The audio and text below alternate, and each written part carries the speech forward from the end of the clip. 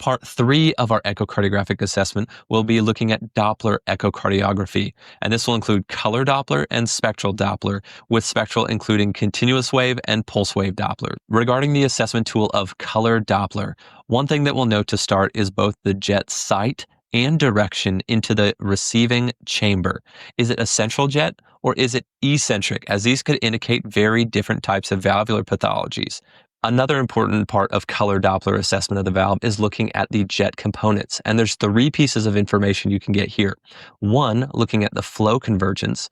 2, the vena contracta, or the narrowest part of the jet. And 3, looking at the jet area. And it's often measured as a percent of the chamber, such as the right atrium or left atrium, or the LVOT or RVOT.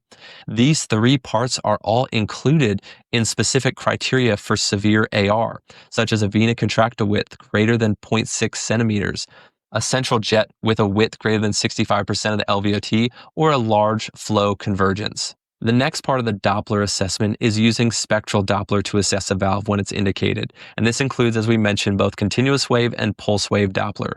One of the first things we'll look at with continuous wave Doppler is the density of the jet velocity signal. If there's a lot of regurgitant flow towards the jet, you'll see a greater density signal. Also, it's important to assess the contour of the jet.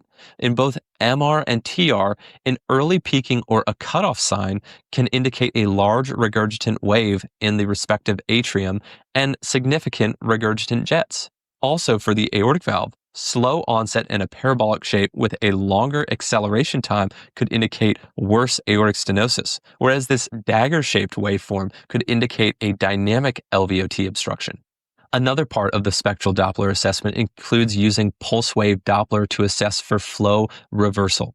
When we're assessing both MR and TR, we're going to look for flow reversal in either the pulmonary or hepatic veins during systole. When looking for AR or pulmonic regurgitation, look in the aorta or PA branches in diastole. Other components of the assessment that we can look at are pressure halftime and also LV and RV filling dynamics for volume overload.